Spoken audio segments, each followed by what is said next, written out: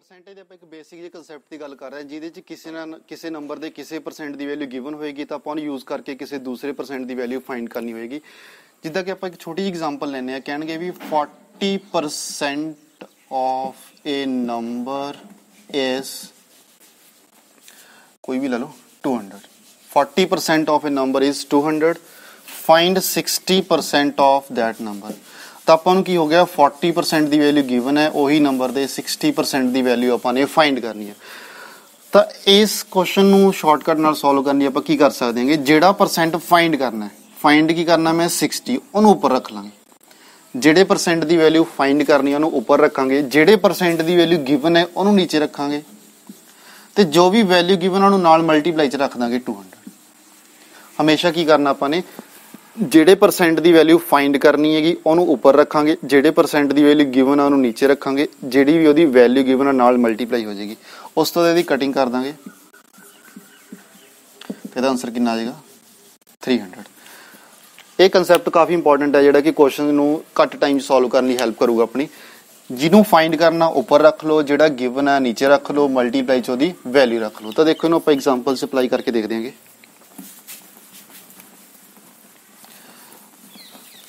Percentage ਦੀ first video ਚ ਆਪਾਂ discuss ਕੀਤਾ ਸੀ, ਕੋਈ ਵੀ ਚੀਜ਼ ਆਪਣੇ ਆਪ ਦੇ ਵਿੱਚ ਕੰਪਲੀਟ ਕਿੰਨੀ ਹੁੰਦੀ ਹੈ ਹਮੇਸ਼ਾ 100%। ਕੋਈ ਵੀ ਕਲਾਸ ਹੈ, ਕੋਈ ਵੀ ਕੁਆਂਟੀਟੀ ਹੈ, ਕੋਈ ਵੀ ਨੰਬਰ ਹੈ, ਆਪਣੇ ਆਪ ਦੇ ਵਿੱਚ ਕੰਪਲੀਟ ਕਿੰਨਾ ਹੁੰਦਾ ਉਹ ਹਮੇਸ਼ਾ 100% ਹੁੰਦਾ ਹੈਗਾ। ਤਾਂ ਆਪਾਂ ਇਹਦੀ ਫਸਟ ਇੱਕ ਐਗਜ਼ਾਮਪਲ ਦੇਖਦੇ ਹਾਂਗੇ। ਫਸਟ ਐਗਜ਼ਾਮਪਲ ਤੁਸੀਂ ਰੀਡ ਕਰ ਸਕਦੇ ਹੋਗੇ। 70% of the students in a school are boys and the number of girls are 504. Find the number of boys in the class. ਕਹਿੰਦੇ ਕੋਈ ਸਕੂਲ ਹੈਗਾ, ਸਕੂਲ ਦੇ ਵਿੱਚ ਕੀ ਹੈਗੇ ਬॉयਜ਼ ਵੀ ਹੈ ਤੇ ਗਰਲਸ ਵੀ ਹੈ। ਤਾਂ ਸਕੂਲ ਦੇ ਵਿੱਚ ਟੋਟਲ ਕਿੰਨੇ ਹੋਣਗੇ 100% ਹੋਣਗੇ। ਹੁਣ ਉਹਦੇ ਚ ਆਪਾਂ ਨੂੰ ਕੀ ਗਿਵਨ ਹੈਗਾ 70% ਬॉयਜ਼ ਨੇ, ਤਾਂ ਬॉयਜ਼ ਦੀ ਪਰਸੈਂਟੇਜ ਕਿੰਨੀ ਲਿਖ ਦਾਂਗੇ ਆਪਾਂ 70। 100 ਦੇ ਵਿੱਚੋਂ 70 ਤਾਂ ਬॉयਜ਼ ਹੋ ਗਏ, ਤਾਂ ਗਰਲਸ ਕਿੰਨੇ ਹੋ ਜਾਣਗੇ 100 ਦੇ ਵਿੱਚੋਂ 70 ਮਾਈਨਸ ਕੀਤਾ 30%। ਹੁਣ ਆਪਾਂ ਨੂੰ ਇੱਕ ਚੀਜ਼ ਹੋਰ ਗਿਵਨ ਹੈ ਵੀ ਨੰਬਰ ਆਫ ਗਰਲਸ ਕਿੰਨਾ 504। ਗਰਲਸ ਦੀ ਵੈਲਿਊ ਕਿੰਨੀ ਹੈਗੀ 504। ਇਹਦਾ ਮਤਲਬ 30% ਦੀ ਵੈਲਿਊ ਹੋ ਜਾਏਗੀ 504। 30% ਦੀ ਵੈਲਿਊ 504। ਪੁੱਛਿਆ ਕਿ ਉਹਨਾਂ ਨੇ ਨੰਬਰ ਆਫ ਬॉयਜ਼, ਇਹਦਾ ਮਤਲਬ 70% ਦੀ ਵੈਲਿਊ ਫਾਈਂਡ ਕਰਨੀ ਹੈ। ਤਾਂ ਕੁਐਸਚਨ ਦੇ ਵਿੱਚ ਓਵਰਆਲ ਆਪਾਂ ਨੂੰ ਮਿਲਿਆ ਕਿ ਵੀ 30% ਦੀ ਵੈਲਿਊ ਇੰਨੀ ਗਿਵਨ ਹੈ, 70% ਦੀ ਵੈਲਿਊ ਫਾਈਂਡ ਕਰਨੀ ਹੈ। ਤਾਂ ਜਿਹੜਾ ਕਨਸੈਪਟ ਆਪਾਂ ਹੁਣੀ ਡਿਸਕਸ ਕੀਤਾ ਸੀਗਾ ਉਹਦੇ ਅਕੋਰਡਿੰਗ ਕੀ ਕਰਾਂਗੇ ਆਪਾਂ, ਜਿਹੜੀ ਵੈਲਿਊ ਫਾਈਂਡ ਕਰਨੀ ਹੈਗੀ ਉਹਨੂੰ ਉੱਪਰ ਰੱਖ ਲਾਂਗੇ। ਤਾਂ ਫਾਈਂਡ ਕੀ ਕਰਨਾ ਸੀਗਾ 70, ਤਾਂ 70 ਦੀ ਵੈਲਿਊ ਆਪਾਂ ਨੇ ਉੱਪਰ ਰੱਖ ਲਈ। ਉਸ ਤੋਂ ਬਾਅਦ ਆਪਾਂ ਨੂੰ ਗਿਵਨ ਕਿੰਨਾ ਗਾ 30% ਦੀ ਵੈਲਿਊ ਕਿੰਨੀ ਹੈਗੀ 504। ਇਹਦੀ ਆਪਾਂ ਕਟਿੰਗ ਕਰ ਦਾਂਗੇ, ਇਹਦੀ ਕਟਿੰਗ ਇਹਦੇ ਨਾਲ ਹੋ ਜਾਏਗੀ, ਇਹ ਹੋ ਜਾਏਗਾ 168 ਤੇ ਇਹਦੀ ਕਟਿੰਗ ਹੋ ਜਾਏਗੀ, ਮਲਟੀਪਲਾਈ ਕਰਕੇ ਤਾਂ ਆਨਸਰ ਆ ਜਾਏਗਾ 1176। ਤਾਂ ਪਰਸੈਂਟੇਜ ਦੇ ਕਾਫੀ ਕੁਐਸਚਨ ਇਦਾਂ ਦੇ ਹੁੰਦੇ ਜਿੱਦਾਂ ਕਿ ਜਿਨ੍ਹਾਂ 'ਚ ਕਿਸੇ ਨਾ ਕਿਸੇ ਪਰਸੈਂਟ ਦੀ ਵੈਲਿਊ ਗਿਵਨ ਹੁੰਦੀ ਹੈ, ਉਹਨੂੰ ਯੂਜ਼ ਕਰਕੇ ਆਪਾਂ ਕਿਸੇ ਦੂਸਰੇ ਪਰਸੈਂਟ ਦੀ ਵੈਲਿਊ ਫਾਈਂਡ ਕਰਨੀ ਹੁੰਦੀ ਹੈ। ਤਾਂ ਡਾਇਰੈਕਟ ਆਪਾਂ ਇੱਕ ਸਟੈਪ 'ਚ ਇਹਦਾ ਆਨਸਰ ਕਰਨਾ ਹੁੰਦਾ। ਨੈਕਸਟ ਆਪਾਂ ਨੈਕਸਟ ਕੁਐਸਚਨ ਦੇਖਦੇ ਹਾਂਗੇ। ਸੇਮ ਟਾਈਪ ਦਾ ਇੱਕ ਕੁਐਸਚਨ ਹੋਰ ਦੇਖਦੇ ਹਾਂ।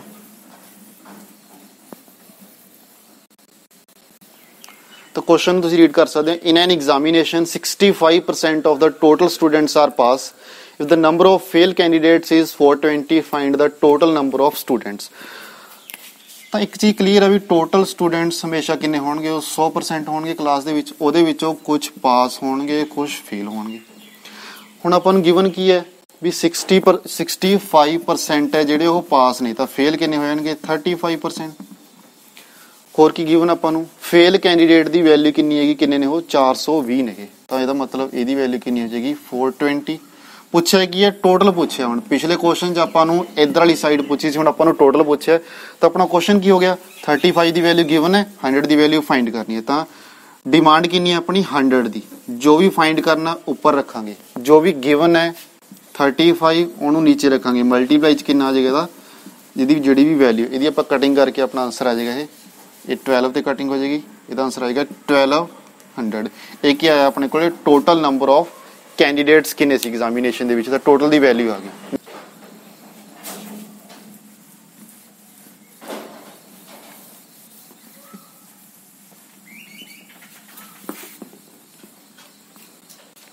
ਨੈਕਸਟ ਕਨਸੈਪਟ ਦੀ ਆਪਾਂ ਗੱਲ ਕਰਦੇ ਹਾਂਗੇ ਇਨਕਮ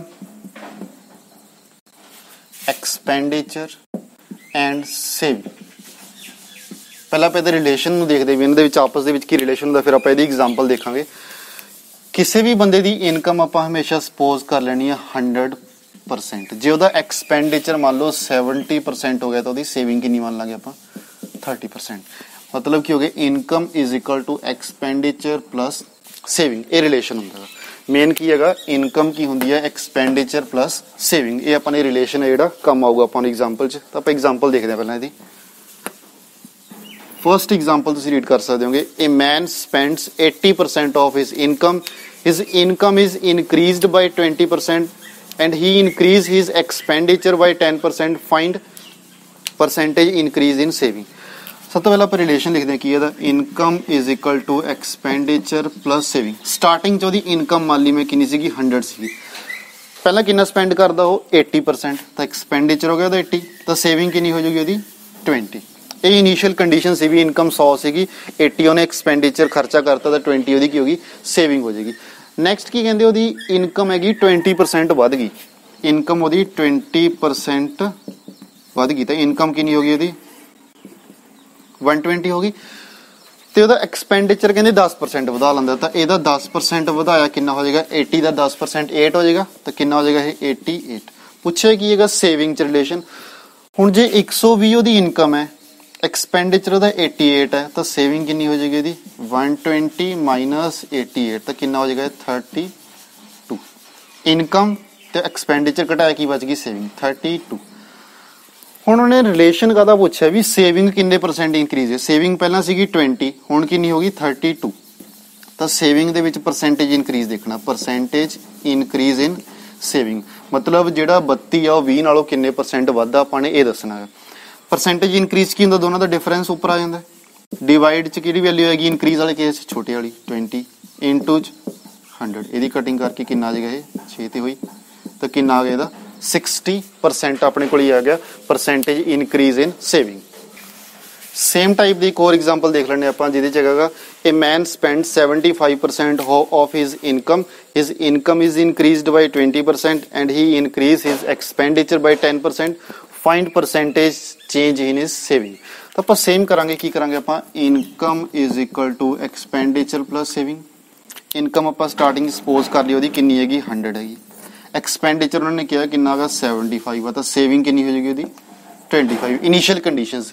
ਫਿਰ ਕਹਿੰਦੇ ਉਹਦੀ ਇਨਕਮ ਜਿਹੜੀ 20% ਇਨਕਰੀਜ਼ ਕਰਤੀ, ਤਾਂ 20% ਇਨਕਰੀਜ਼ ਹੋ ਗਈ ਕਿੰਨੀ ਬਣ ਜੂਗੀ ਉਹ 120। ਫਿਰ ਕਹਿੰਦੇ ਐਕਸਪੈਂਡੀਚਰ ਕਿੰਨਾ ਇਨਕਰੀਜ਼ ਕਰਤਾ ਉਹਨੇ 10%, 75 ਦਾ 10% ਕਿੰਨਾ ਹੋ ਜਾਏਗਾ 7.5। ਇਹਦੇ ਚ ਐਡ ਕੀਤਾ ਕਿੰਨਾ ਬਣ ਜਾਏਗਾ ਇਹ 82.5। 120 ਦੇ ਵਿੱਚੋਂ 82.5 ਖਰਚਾ ਕਰਤਾ ਤਾਂ ਉਹਦੀ ਸੇਵਿੰਗ ਕਿੰਨੀ ਹੋ ਜਾਏਗੀ 37.5। ਪਹਿਲਾਂ ਸੇਵਿੰਗ 25 ਸੀ, ਹੁਣ ਸੇਵਿੰਗ ਹੋ ਗਈ ਉਹਦੀ 37.5। ਤਾਂ ਫਾਈਂਡ ਕੀ ਕਰਨਾ ਵੀ ਇਹਦਾ ਪਰਸੈਂਟੇਜ ਇਨਕਰੀਜ਼ ਦੱਸੋ ਕਿੰਨਾ ਹੋਏਗਾ। ਪਰਸੈਂਟੇਜ ਇਨਕਰੀਜ਼ ਦੇ ਕੇਸ ਕੀ ਕਰਦੇ, ਉੱਪਰ ਦੋਨਾਂ ਦਾ ਡਿਫਰੈਂਸ ਕਿੰਨਾ ਆਏਗਾ 12.5, ਇਹਨਾਂ ਦੋਨਾਂ ਨੂੰ ਮਾਈਨਸ ਕੀਤਾ, ਡਿਵਾਈਡ ਛੋਟੀ ਵੈਲਿਊ 25 ਇਨਟੂ 100। ਇਹਦੀ ਕਟਿੰਗ ਕਰ ਦੋ 2 ਤੇ ਹੋ ਜਾਏਗੀ, ਕਿੰਨਾ ਆ ਜਾਏਗਾ 50% ਆਪਣਾ ਪਰਸੈਂਟੇਜ ਇਨਕਰੀਜ਼ ਇਨ ਸੇਵਿੰਗ ਆ ਜਾਏਗਾ। ਪਰਸੈਂਟੇਜ ਦੀ ਇੱਕ ਨੈਕਸਟ ਇੰਪੋਰਟੈਂਟ ਟਾਈਪ ਦੀ ਆਪਾਂ ਗੱਲ ਕਰਦੇ ਹਾਂ। ਇਸ ਕੁਐਸਚਨ ਨੂੰ ਆਪਾਂ ਸ਼ਾਰਟਕਟ ਨਾਲ ਕਰਾਂਗੇ, ਸਿਰਫ ਇੱਕ ਸਟੈਪ ਦੇ ਵਿੱਚ ਆਨਸਰ ਆਏਗਾ ਇਹਦਾ, ਵੈਸੇ ਕਾਫੀ ਲੈਂਥੀ ਹੋ ਜਾਂਦਾ ਹੈਗਾ। ਤੁਸੀਂ ਸਟੇਟਮੈਂਟ ਨੂੰ ਰੀਡ ਕਰ ਸਕਦੇ ਹੋ ਪਹਿਲਾਂ। Reduction of 25% in the price of sugar enables a person to buy 6 kg more for ₹120। Find reduced price per kg, find original price per kg। ਦੋ ਕੁਐਸਚਨ ਨੇ, ਰਿਡਿਊਸਡ ਪ੍ਰਾਈਸ ਵੀ ਫਾਈਂਡ ਕਰਨਾ ਤੇ original price ਵੀ find ਕਰਨਾ ਪੈਦਾ। ਤਾਂ ਇਸ type ਦੇ questions ਨੂੰ ਕਰਨ ਲਈ ਹਮੇਸ਼ਾ ਆਪਾਂ ਨੇ ਇੱਕੋ ਹੀ ਸਟੈਪ ਕਰਨਾ। ਸਭ ਤੋਂ ਪਹਿਲਾਂ ਆਪਣਾ ਆਨਸਰ ਆਏਗਾ ਰਿਡਿਊਸਡ ਪ੍ਰਾਈਸ ਦਾ।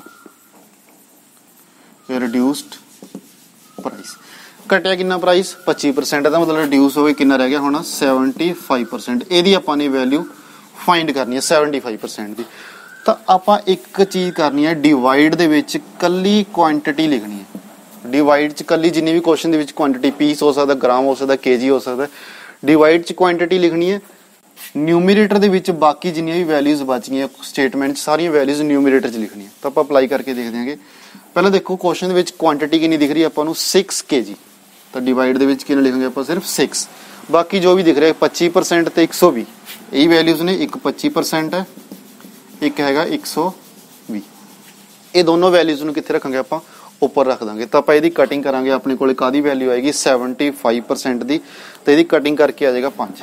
75% ਦੀ ਵੈਲਿਊ ਆ ਜਾਏਗੀ 5 ਰੁਪਏ। ਇੱਕ ਕੁਐਸਚਨ ਹੋਰ ਪੁੱਛਿਆ ਉਹਨਾਂ ਨੇ, ਕਹਿੰਦੇ ओरिजिनल प्राइस ਵੀ ਦੱਸੋ। ओरिजिनल प्राइस ਕਿੰਨਾ ਹੋਊਗਾ? 100% ਹੋਊਗਾ। ਹੁਣ ਆਪਾਂ ਨੂੰ 75 ਦੀ ਵੈਲਿਊ ਤਾਂ ਪਤਾ, ਤਾਂ ਆਪਾਂ 100 ਦੀ ਕੱਢ ਸਕਦੇ ਹਾਂ। ਹੁਣ ਆਪਾਂ ਇੱਕ ਕਨਸੈਪਟ ਕੀਤਾ ਸੀ, ਜਿਹੜੀ ਚੀਜ਼ ਫਾਈਂਡ ਕਰਨੀ ਆ ਉੱਪਰ ਰੱਖ ਲਓ, ਜਿਹੜੀ ਗਿਵਨ ਹੈਗੀ 75 ਨੀਚੇ ਰੱਖ ਲਓ, ਇਨਟੂ 'ਚ ਉਹਦੀ ਵੈਲਿਊ ਮਲਟੀਪਲਾਈ ਕਰ ਦਿਓ। ਤੇ ਇਹਦੀ ਕਟਿੰਗ ਕਰ ਸਕਦੇ ਆਪਾਂ। ਕਿੰਨਾ ਆ ਜਾਏਗਾ? 100/15, ਇਹਨੂੰ ਕੱਟ ਸਕਦੇ ਆ 20/3 रुपीज। 100/15 या 20/3 रुपीज पर kg, ये ओरिजिनल प्राइस आ जाएगा।